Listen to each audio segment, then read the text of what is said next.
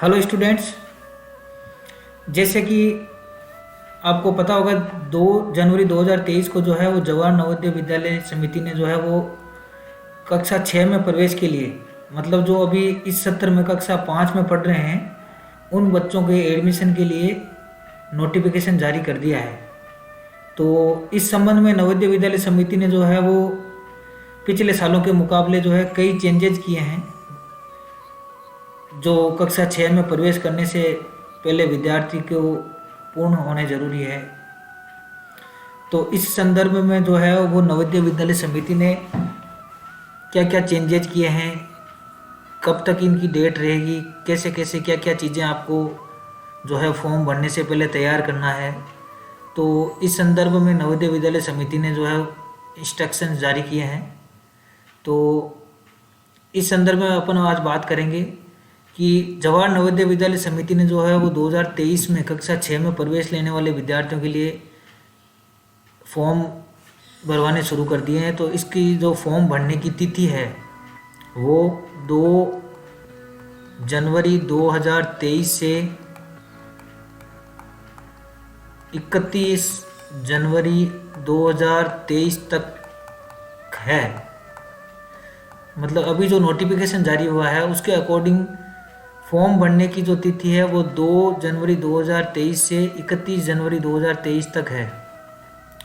तथा साथ ही इस संदर्भ में कुछ और भी चीज़ें इन्होंने जो जारी की है।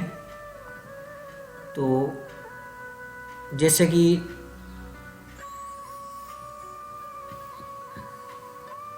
डेट वाला तो मैंने आपको बता ही दिया है कि 31 जनवरी 2023 है अभी इसकी फॉर्म भरने की लास्ट तिथि। इसके साथ ही जो एग्ज़ाम होंगे वो आपके 29 अप्रैल 2023 को है वो होंगे जवाहर नवोदय विद्यालय सिलेक्शन टेस्ट जो है वो आपके 29 अप्रैल 2023 को होगा। अब कौन कौन एलिजिबल है, क्या क्या चेंजेस किए हैं उस संदर्भ में अपन बात करेंगे। तो सबसे पहले तो जैसे लास्ट के सालों में जो है जवाहर नवोदय विद्यालय ने जो है वो कई चीज़ों में छूट दे रखी थी।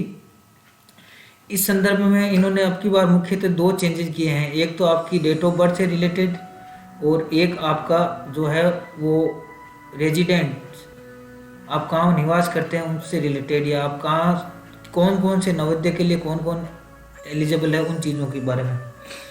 तो सबसे पहले अपन बात करें जो विद्यार्थी अभी कक्षा 5 में अध्ययनरत है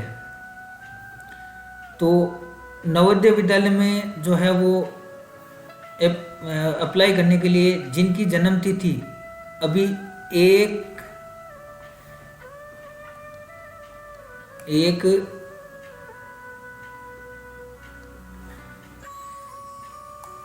1 मई 2011 से 30 अप्रैल 2013 तक है वो ही इस के लिए एलिजिबल है और वही इस फॉर्म को अप्लाई कर सकते हैं। साथ ही एक जो बड़ा बदलाव किया है वो किया है कि वो ही कैंडिडेट अप्लाई कर सकते हैं जो जिस जिले के मूल निवासी है और उसी जिले की स्कूल में वो अध्ययनरत है। तो ऐसे कैंडिडेट ही उस जिले में जो नवोदय विद्यालय स्थित है उसके लिए अप्लाई कर सकते हैं। जैसे कोई बच्चा है वो मान लो कि नागौर जिले का है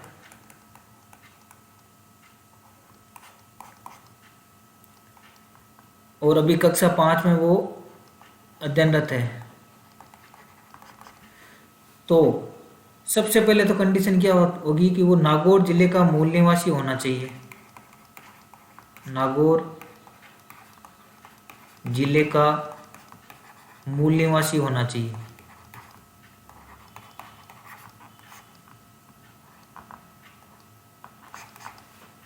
साथ ही वो नागौर जिले की ही किसी स्कूल में कक्षा 5 में अभी अध्ययनरत हो तो जो है वो नागौर जिले में जो एक नवोदय विद्यालय स्थित है अपना जैसे कुचामन में, तो उसके लिए वो एलिजिबल है उस फॉर्म को अप्लाई करने के लिए। अब अपन बात करते हैं कि क्या क्या डॉक्यूमेंट चाहिए, क्या क्या चीज़ें चाहिए आपको ये फॉर्म अप्लाई करने के लिए। तो सबसे पहले तो अब नवोदय के फॉर्म जो है वो ऑनलाइन ही अप्लाई होंगे। इस संदर्भ में आपको एक तो आपका जो है हस्ताक्षर, अभ्यर्थी का हस्ताक्षर, अभिभावक के हस्ताक्षर, आपका एक फोटोग्राफ, पासपोर्ट साइज जो है वो, इनकी सब की स्कैन कॉपी, और इनके अलावा जो है वो आपको क्या क्या चाहिए उसमें बारे में मैं बताता हूँ। एक आपको जो है अध्ययनरत प्रमाण पत्र, स्टडी सर्टिफिकेट चाहिए, जिसमें आपके जो है वो कैंडिडेट का भी साइन होगा, माता पिता का भी साइन होगा, और साथ में जो जहाँ पे अभी आप अध्ययनरत है कक्षा 5 में, उस स्कूल के प्रिंसिपल का भी साइन होगा। उसके बाद में ये फॉर्म जो है वो आपको स्कैन करके जब अपन ऑनलाइन अप्लाई करेंगे तब आपको अपलोड करना है। तो इन सब चीज़ों को जो है आप तैयार कीजिए। उस अब देखिए मैं आपको अध्ययनरत प्रमाण पत्र का फॉर्मेट भी दिखा देता हूँ, जो आपको आपके विद्यालय से मिल जाएगा। फिर आप इसमें डिटेल भर के अपनी जो जो पासपोर्ट साइज फ़ोटो है वो लगा के अपने सिग्नेचर, अपने पेरेंट्स के सिग्नेचर, और फिर जहाँ पे आप कक्षा 5 में अध्ययनरत है उस स्कूल के प्रिंसिपल से साइन करवा के फिर ये स्कैन करके अपन को अपलोड करने हैं जब अपन ऑनलाइन अप्लाई करेंगे तब। तो स्टडी सर्टिफिकेट में देखिए क्या है, सबसे पहले ये एक फॉर्म है जो आपको प्रिंट आउट जो आपको स्कूल से मिल जाएगा। इसमें आपको जो है सबसे पहले आपको अपना यहाँ पे कैपिटल, ये फॉर्म सारा कैपिटल वर्ड में ही आपको भरना है। तो सबसे पहले जो है आपको यहाँ पे जैसे नाम भरना है अपना, स्टूडेंट का नाम, जैसे नाम जो भी आपका नाम है। फिर यहाँ पे आपको स्कूल का नाम भरना, स्कूल का नाम आप कौन से स्कूल में अभी क्लास 5 में अध्ययनरत है वो। वापस जो है कैंडिडेट का नाम, फिर आपको फादर नेम, जो भी आपके विद्यालय रिकॉर्ड में है उसके अकॉर्डिंग ही सारी डिटेल आपको फिल करनी है, जिससे क्या होगा कि आपको कोई आगे प्रॉब्लम नहीं आएगी। फिर आपका मदर नेम, उसके बाद में जो है आपको यहाँ पे जैसे आपकी डेट ऑफ बर्थ वही होनी चाहिए जिसमें जवाहर नवोदय विद्यालय के लिए आप जिस डेट ऑफ बर्थ के अकॉर्डिंग आप एलिजिबल हो वही डेट ऑफ बर्थ होगी, तो ही आप ये फॉर्म भर पाओगे। तो जैसे आपको पता है 1 मई 2011 से 30/4/2013 तक जिनकी जन्म तिथि है वो इस फॉर्म को भर सकते हैं। फिर आपको यहाँ पे आपका जेंडर, जो बॉय है तो बॉय, गर्ल है तो गर्ल, जो भी हो। फिर आपकी यहाँ पे category general, OBC, SC, ST, जो भी आपकी कैटेगरी हो। अगर आप कोई फिजिकल हैंडीकैप्ड है तो फिर आपको जो है वो यहाँ पे अप्लाई ये टिक करना है कि आपको मतलब आप विजुअली आपके कोई दिक्कत है, हियरिंग में आपको कोई दिक्कत है, और कितना परसेंटेज जो है वो डिसेबिलिटी है। ये चीज़ें आपको यहाँ पे भरनी है, और नहीं है तो आपको यहाँ पे कुछ नहीं भरना है। फिर है आपका आधार कार्ड। अब इस चीज़ के लिए मैं आपको बता दूँ, आधार कार्ड जो है वो स्टूडेंट का कंपलसरी है। अगर आधार कार्ड स्टूडेंट के पास नहीं है तो माता पिता जहाँ पे जिस ज़िले के मूल निवासी है वो मूल निवास का प्रमाण पत्र आप पहले अपलोड करोगे या आपके आधार नंबर डालोगे तभी आपका फॉर्म अप्लाई होगा, नहीं तो आपका फॉर्म जो है वो अप्लाई नहीं हो पाएगा। फिर आपका जो परमानेंट एड्रेस है वो, ईमेल आईडी, मोबाइल नंबर, और आपके पेरेंट्स की एनुअल इनकम जो है वो यहाँ पे आपको डालनी है, कितनी है क्या है जो भी है। नेशनैलिटी जो है वो आपको यहाँ पे इंडियन, INDIAN, इंडियन।